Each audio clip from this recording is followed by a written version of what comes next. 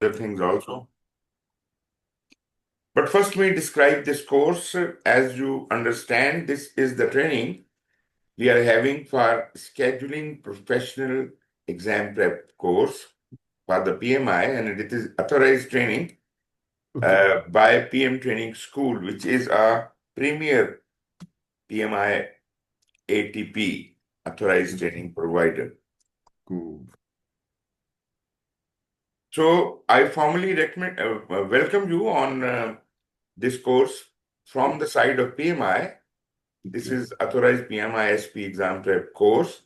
Mm. If you hold any of the PMI certifications already, then you are welcome back. Otherwise, naturally, you can go for this certification directly. There is no prerequisite as far as other certifications are concerned. PMI, as you know and understand, since 1969, they have been in place and they have had a lot many certifications introduced so far, more than 15 different certifications, Mm. and PMI-SP is one of them. PM Training School conducts a number of trainings, naturally, the whole set of PMI Premier Authorized Training, like, PMP, CP, CAPM, Mhm. PBA, RMP, and etc. Mhm. On the other hand, we also are authorized safe bronze transformation partners. And again, there is a complete set of safe certifications we also disseminate.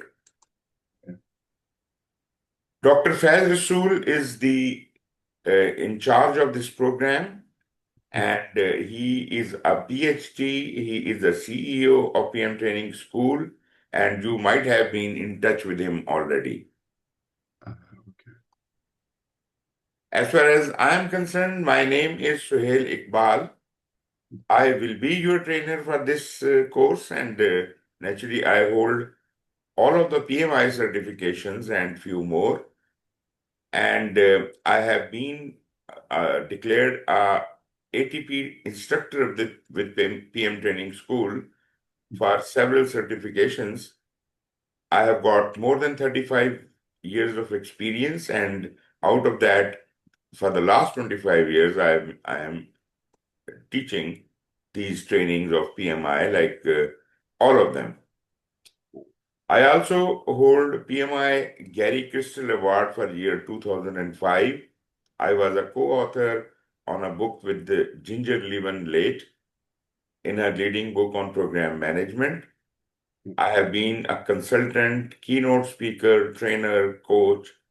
I do have quite a clear bit of conception about all the concept of organizational project management, and you can ask me any questions.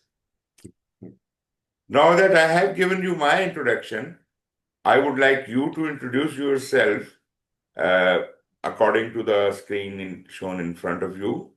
So tell us about yourself. Okay. My name is Felicien Dago, and then I am an instructor. I work with BAE systems in a military base in Saudi Arabia, the east coast of Saudi Arabia.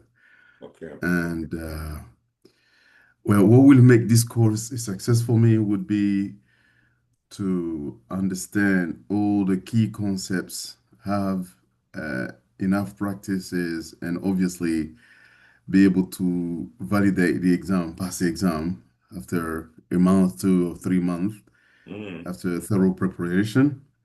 Uh, One thing you don't know about me, well, I like I like walking, I like cooking, and I am in Saudi Arabia, but normally I am from the UK. That's what I would say. Okay, okay. Thank you. Okay, I should tell you one thing about me as well. I am basically a civil engineer by profession. I also Okay. hold a, IT degree, and I am exposed to all these disciplines. And naturally, what is your profession? I'm a teacher. You're a I'm teacher. an English. Yes, sir. Okay, wonderful, wonderful. Thank you, sir. Right. So let us formally get into it. Okay. This is the certification we are looking for, Okay. PMI-SP. Mhm. So, as a candidate for this certification, you know there is much more to project scheduling than just the use of tools and techniques to build a schedule for your team. Are you exposed to project management as such? Yes, yes. In my current role, I've had a few project program and I've been involved in, Mhm. and I've completed a few of the PMI certifications. So SP is one I'm trying to get to have a thorough, I would say, a thorougher understanding of scheduling. Okay, So, very good, very good. mhm, So naturally, you do understand that mhm, scheduling is a major part of project management, but naturally, it is not all about scheduling. There are several other areas in which you have to exercise project mhm, management. Only then you can be a proficient project manager. But the problem is the most apparent reason for failure of the project is usually the delay in a project.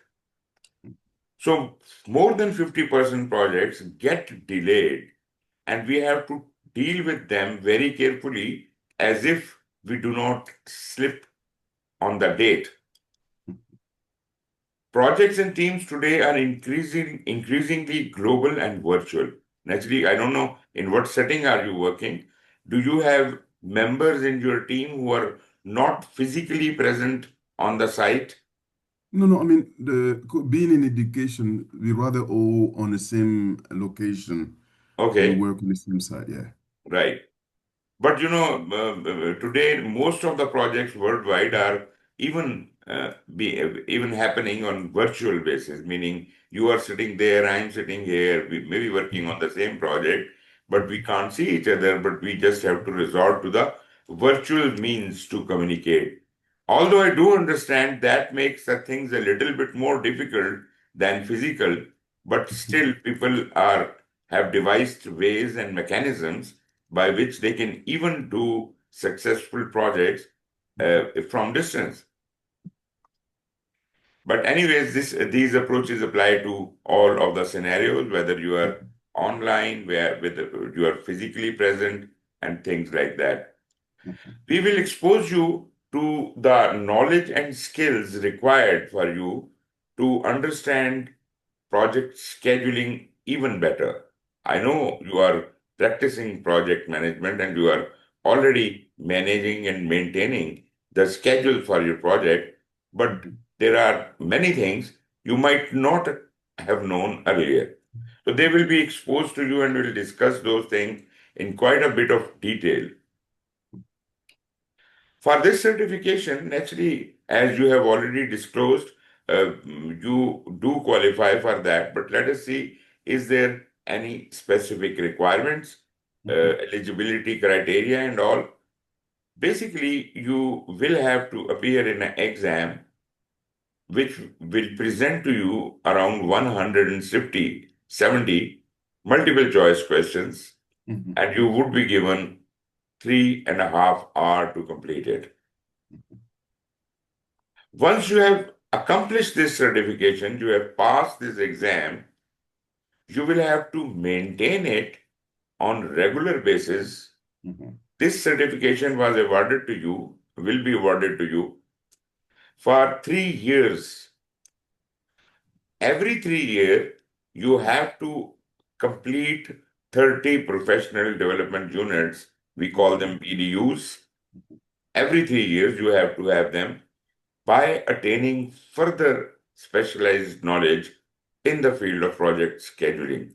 You don't have to reappear in the exam, but if you can show it to PMI that you have gained these 30 PDUs, you will be awarded further extension for 3 years. And that's how every 3 years you have to upgrade your your certification. You don't have to be much afraid from these 30 professional development units because they are not much more than 30 hours of training you can attain in more specialized subjects. So 30 hours is nothing because This course is again 30 hours. So even when you have certified as a scheduling professional, you can attend a similar kind of course, but naturally it should be holding more knowledge than what we are discussing now. Advanced knowledge, right? Specialized knowledge in the field of project scheduling. This is your eligibility criteria. I imagine you are already a graduate by profession, by education. Yeah. So if you have 4 years bachelor degree, Mhm. then your criteria is that you must have had an experience of 24 months or 2 years in the last 5 years. Mhm. And this specific experience is required to be in the field of project scheduling. But one caveat is here that you can't show more than one experience at a time. Mhm. They should be non overlapping. Okay. If at all you show your experiences as overlapping, the Mhm. overlap period will not be counted towards the subsequent project. For example, you are doing two projects at a time Mhm. and simultaneously, and one project is 1 year long, and the other project is, say, 18 months long, but they are overlapping. So, for example, their overlap is 3 months. So, when Mhm. you show your first project, it would be counted as it is 12 months. But Mhm. the next project, they will deduct the first 3 months of that, Mhm. and Mhm. that 18 months will not be counted as 18, but just 15 months. Moreover, you also need to have 30 hours of training, which you are getting right now. So, Mhm. after doing this training, you are completely eligible to sit for PMI-SP exam. There is another category of people who are not holding a bachelor degree. For them, the experience requirement is not 24 months, but 40 months, and Mhm. education requirement is 40 hours. Anyways, that is not your category. So let us concentrate on the first category, which applies to you. Some questions about this certification, whatever we have talked about. One of the PMI-SP eligibility requirements is 30 to 40 hours of project scheduling education. Is it true or false? Uh, True. It is true. Good. True. Anybody applying for PMI-SP certification must have overlapping experience of 24 or 40 months leading projects in last 5 years. True or false? False, because no overlapping project. Mhm. True? False, sir. False. False. Yeah.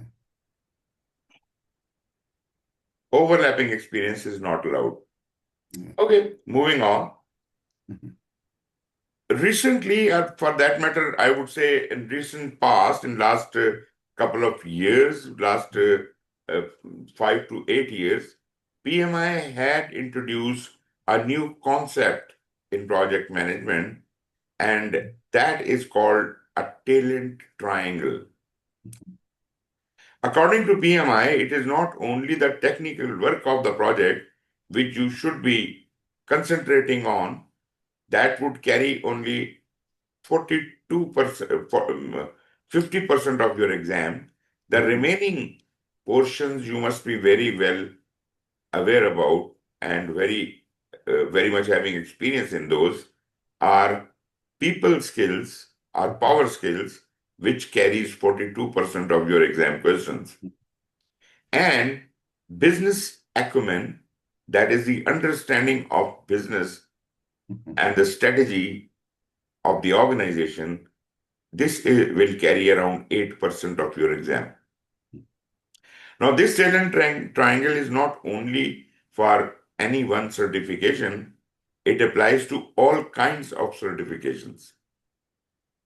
And even when you have qualified for the requisite certification, when you are upgrading it for after 3 years, the experience you have to show or the training you gain to show that you have accomplished those 30 PDUs, that must also be prevalent in these areas equally. Meaning it is not only the technical knowledge which will upgrade you, but you will also have to show that you have received some training of soft or power skills, some training on business acumen. That way, you have to work in all three areas in your future.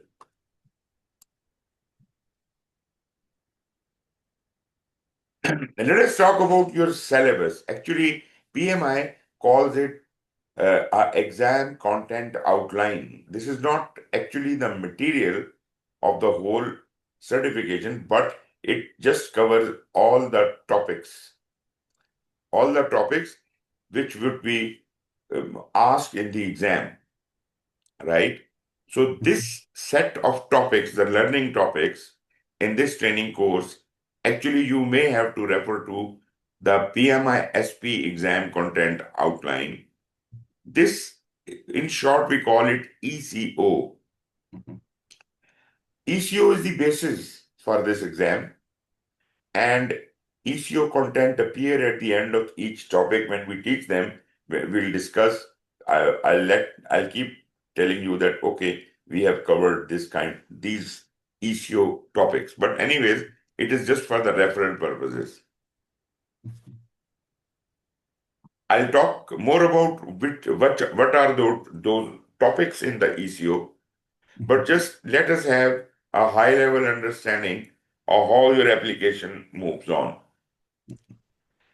I'm not really sure if what is the fee for the PMI-SP exam, but you can see it from their website. What is the fee? This is not going to be this much because this is the fee for the PMP exam. SP exam is cheaper. Anyways, once you have done this course, you have completed it, you can submit your PMI-SP application. Within 5 days, you will receive an approval and you will be asked to make your payment and schedule your exam. Now, that is the time when you have to make your payment. One thing is sure that if you are a PMI member, you will get a different rate. And if you are not a PMI member, you will get a higher rate. I don't know if you are already a PMI member, but I would very strongly recommend that you should immediately become a PMI member. Although there is a fee associated with it, but you will see the advantages of having this membership. This is around $139 per year, but that is really worth it. This exam can be taken in an examination center. It can be taken from the comfort of your home on your own computer. It is always a proctored exam, even if it is in the exam center, somebody is watching you. Even if you are doing it at home on a computer-based system, still some examiner would be watching you all the time.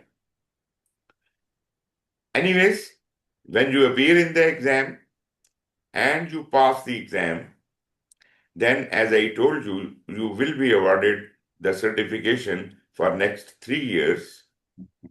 And after every 3 years, you have to declare your 30 PDUs and you can renew your certification as well.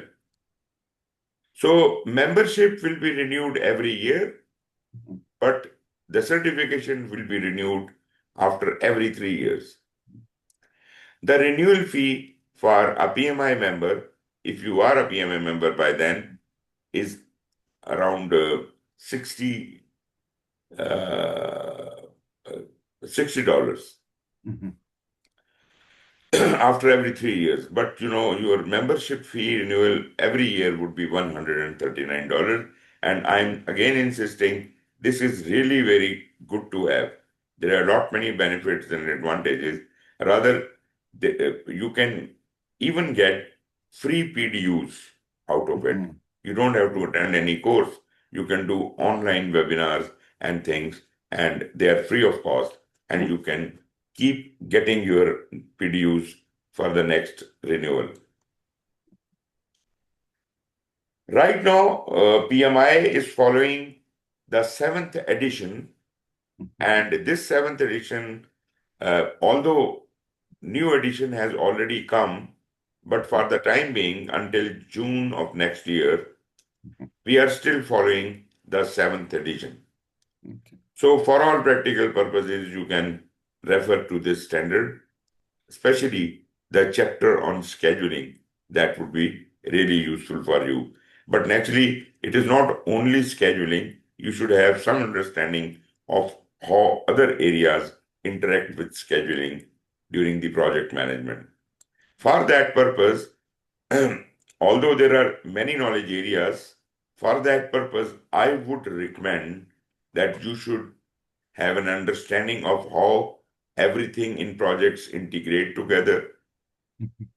Scoping is good to understand, scheduling and costing. These four areas you must have a very good understanding of.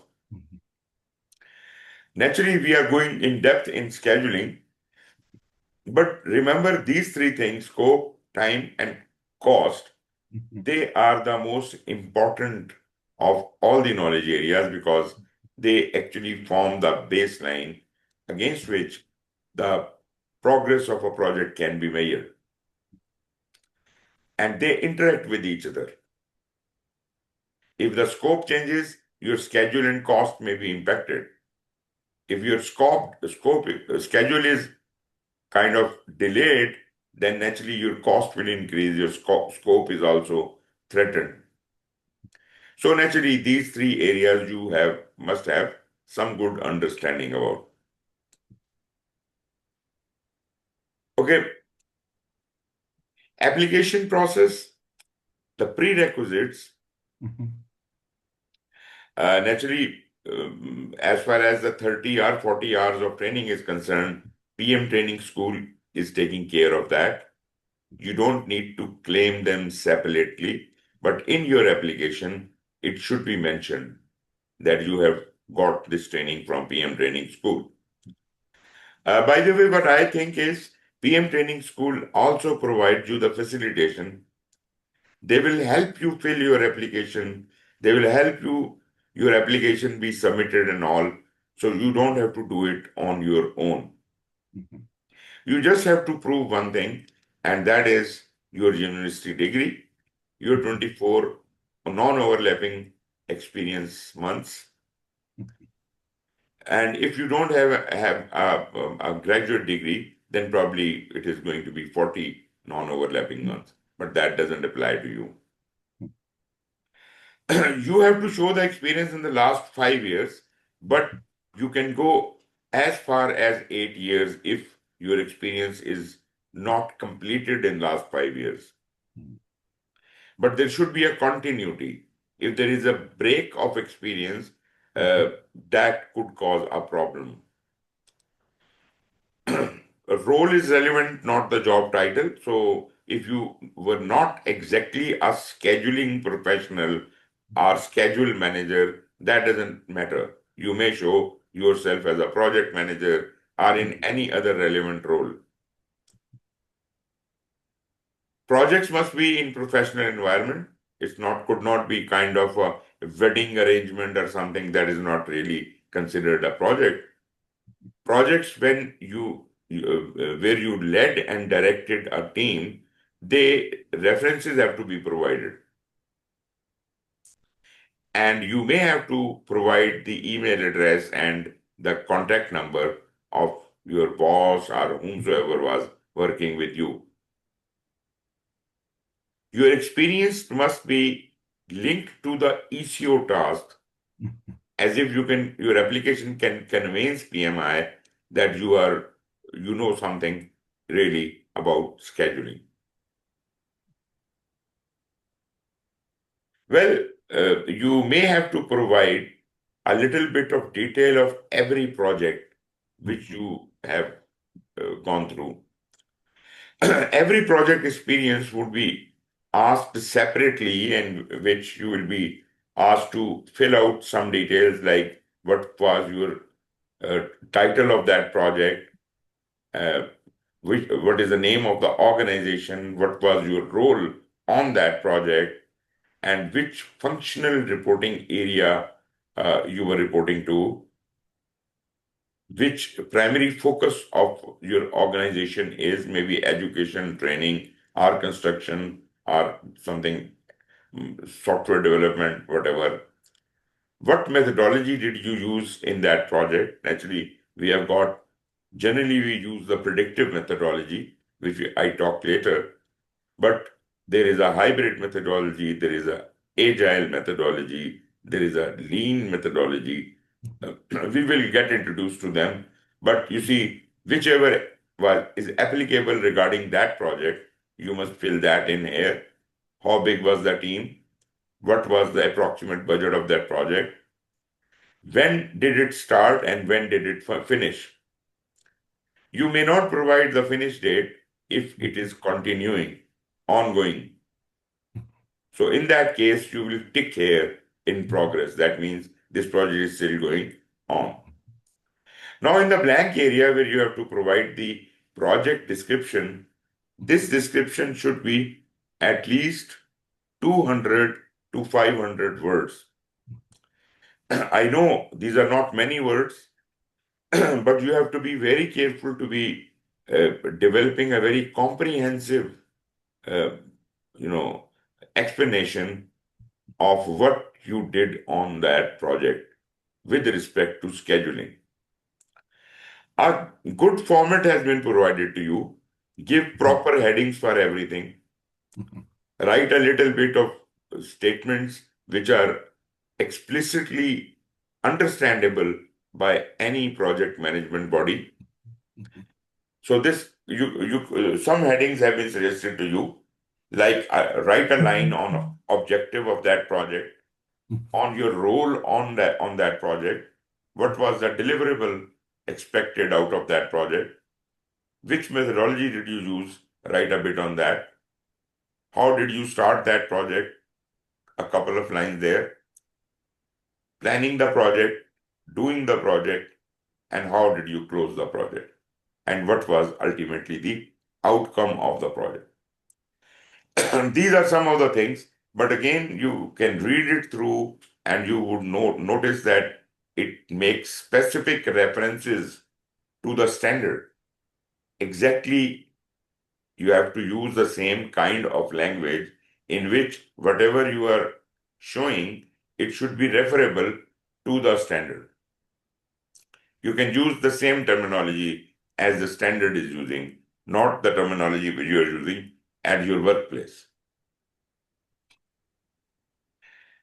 Anyways, once we submit these experiences and all, in 90% of the cases, your application is directly approved.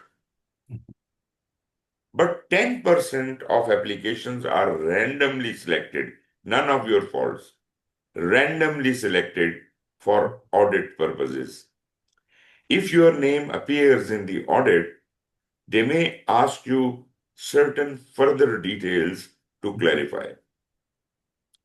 They will send you an audit form, or what you can call something like a transcript forms for each experience, which you have to further send to those people whose names you have mentioned as your contacts there, and they will fill that up.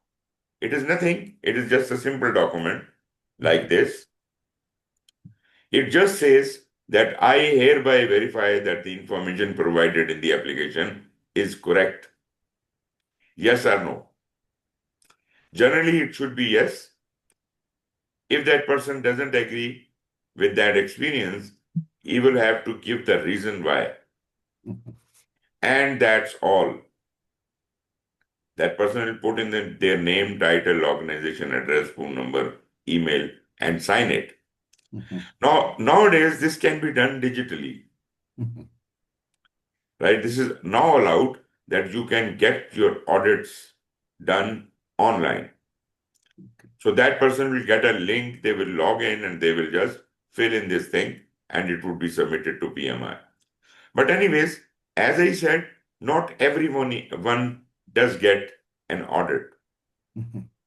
So you may not get it, but I am just preparing you in the possibility that maybe you get it. So you don't have to be frightened about it.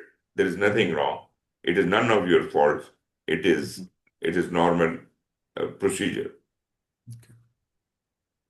After your audit is received by PMI, they evaluate it for a couple of days and then they get back to you that your application is approved. The questions in your PMI-SP exam, as I Mhm. said, there are 170 questions and there are 210 minutes to complete. You could be offered two optional 10-minute breaks. But be very careful about it because your exam will not continue after the break. So whatsoever questions you have so far attempted, you are supposed to submit them. So review them before the break, go through all the questions yet again and see if you want to be sure and submit them. Take a break, come back, and you will be offered further questions. But the questions you have submitted, they will be not be available for review any further. Mhm. So that way you can have two 10 minutes breaks during your exam and you can attempt all of the 170 questions. Questions could be of many types. Mhm. They could be multiple choice, they could be multiple response, they could be matching questions, hotspot questions, or maybe they are fill in the blanks. Mhm. Let me give you some examples of these questions. Okay. Actually, there are six types. There could also be a true false question. Mhm. Multiple choice where only one answer is correct. Multiple response where more than one answer is correct. Drag and drop or matching where you may have to drag Mhm. one thing to some destination point. Limited fill in the blank and the hotspot question. I'll just show examples of each in front of you. Okay. This is a classical example of a multiple Multiple choice choice. question Mhm. where only one option is correct. The indication is that there will be circular buttons like these, Mhm. and you can click only one at a time. For example, if you click this one and you change your mind, you can click this one. The filling sign will disappear from the first option and it will come here. That means when you submit the question, Mhm. the one where that sign is, that filling is, Mhm. that will be submitted as answer. For example, when you choose a question answer, it could appear something like that. Mhm. So you can do it only on one. So remember, Mhm. these rounded buttons represent a multiple choice question. Mhm. But if there is a multiple response questions, it would not be rounded buttons. It could be square buttons, and Mhm. you could choose more than one. There will be a tick appearing when you click on any one of these options. Mhm. So that tick, you can make as many ticks as possible, Mhm. but generally it would be mentioned here at the end of the question how many answers may be correct. If it is not there, then you have a little problem. But generally speaking, every Mhm. multiple response question at the end in brackets, they tell you how many you have to tick. Mhm. That makes your life easier. Correct. So this is a question about PMI tail and triangle. and it says which three of the following are those skills. So you tell me where will you tick ABC. A, B, and C. That is the correct answer, right? So this is how it will be done. This is multiple response. Mhm. Then this is an example of a drag and drop matching questions. There will be items on the left hand side and there will be items on the right hand side. You have to drag the processes to process groups or some Mhm. similar scenario. So on the left hand side, you can see there are certain process groups mentioned, like they may not be all the process groups, but they are mentioned. There is a planning process group, there is an executing process group, there is a monitoring and controlling process group, there is an initiating process group, and Mhm. these are some processes for stakeholder management. So where do you think identify stakeholder would fit in? In planning, Planning. in execution, in monitoring control, or initiation. Hold on. Initiating. Initiating, okay. And where do you think monitor engagement will exist? Monitoring, controlling. Okay, good. And where will the manage engagement should be? Managing. Good. Uh, Plan engagement? uh, planning. Good. And control stakeholders? Control stakeholders. I would say monitoring and controlling. Good. So you will have to drag these to the relevant boxes like Mhm. this, Mm,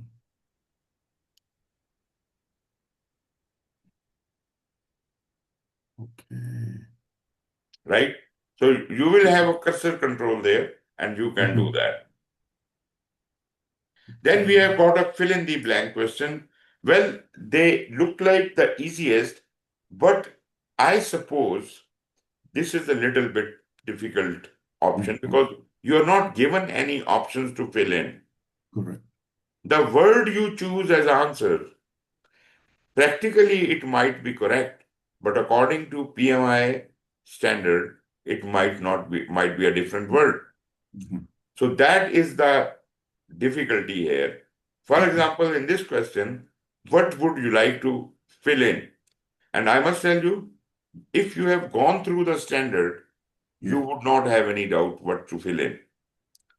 But because people try to attempt these questions without having any understanding of the standard, so they may Mhm. pick a wrong word, which otherwise may look right, but is not the correct answer. So it says predictive projects are dash, while adaptive projects focus on team collaboration with stakeholders or customers. So what are predictive projects? Uh, uh, so plan base, Right, they are called plan driven. Now plan you, driven. you might have said plan based, but Yeah. maybe if in their answer database that word is not legal, then Oh dear. your answer may go wrong. Whereas your Yeah. concept is right, right? Mhm. Mm. So this is the limited fill in the blank, and to eradicate this problem, you have Mhm. to you have to adopt the language of PMI. Mhm. Another type of question is a new type of question, which is called a hotspot question. Mhm. From the whole syllabus, they will give you some diagram Mhm.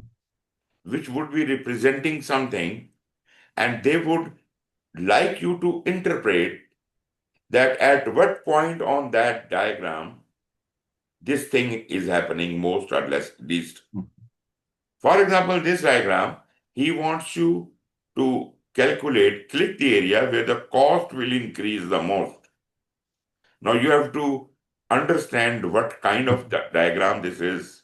Mhm. What are we trying to portray here?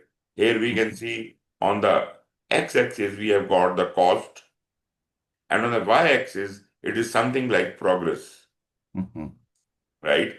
So how do you interpret? There are four options A, B, C, and D. Where will you like to click? That is your choice.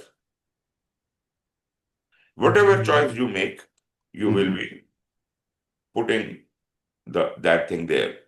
I'm with you. You will click there, and that answer will be recorded. Mm-hmm. So this was about all the questions. Mm-hmm. Now, these are the various lessons according to PMI syllabus. We must have an understanding of business environment. That is about 8% of your questions. Mm-hmm. Uh, so I will take you to that lesson also. How we start the project, how we plan the project, how we lead the team, how we support the team, and how we close a project. But this is the flow of lessons according to the project management professional. Mm-hmm. We will tailor it in such a way that we can focus only on scheduling aspect, and we will consult other areas only when necessary. Got it?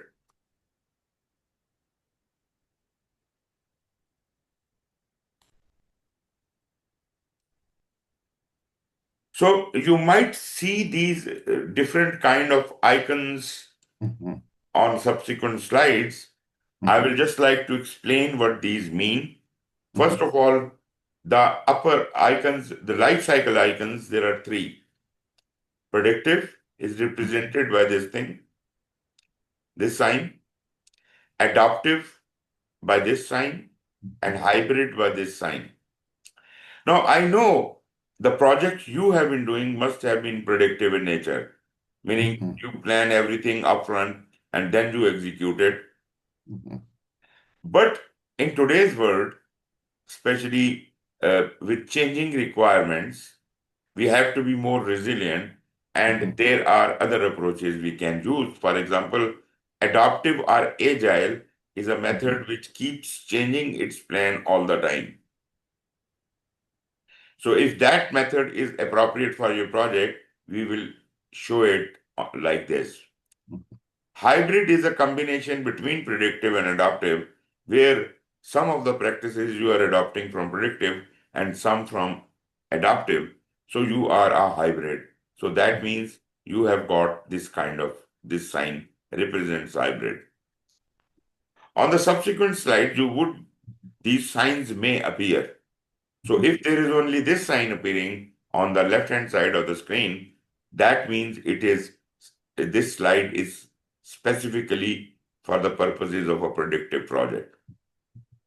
Or if this sign appears, it is exclusively for agile project. This sign is for both. Then other icons could be there. Anything important on the slide might be indicated Mm-hmm. like this sign. If you may have to interact on that slide, this sign Mm-hmm. may appear. If that slide represents some kind of use of expert judgment, so this sign may appear. If some tool or technique is being discussed on that screen, this sign may appear. If there is a question asked on the screen, this sign may appear. If there is a discussion required on some topic, this sign may appear. And Mm-hmm. if you are supposed to make a note of something on that Mm-hmm. slide, this sign might appear. Apart from these icons, we might be seeing this book type sign on the left hand side. This is called a definition slider. If I click on this book sign, one of the topics are definitions, which is written in the same color as the slider. Like here it is written project management. Now, project management is not defined. If you want to see the definition of project management, I have to click here. Mm-hmm. If I click here, a slider will roll in and it will tell us what is project management. I can click it back, it will go back. But you see, only I can do it because I am running the presentation. Mm-hmm. So you can just watch it You Mhm. may observe that there is a slider, and if I have not clicked on it and you Mhm. want to know the definition of that thing, you can remind me, and then I Mhm. will click. That definition will appear. We'll discuss that, and then I will remove it. Okay. We may be referring to our case study, but for now, I'm not going to go into the detail of that. So that's all about your introductory session. Mhm. So uh, we can have a break. I know Mhm. you have just, your time must be 9:47. 45. Yeah. Yeah. Okay, 9:45. Mhm. It is my time for prayers. So I would like to have a break of around 25 minutes. Okay, Will sir. that be okay with you? Absolutely. Absolutely. So let us have a break for Yeah. 25 minutes now. Mhm. Uh, Let me set it up. Anyways, we meet after 25 minutes then. No problem at all, sir. Thank Thank you so much.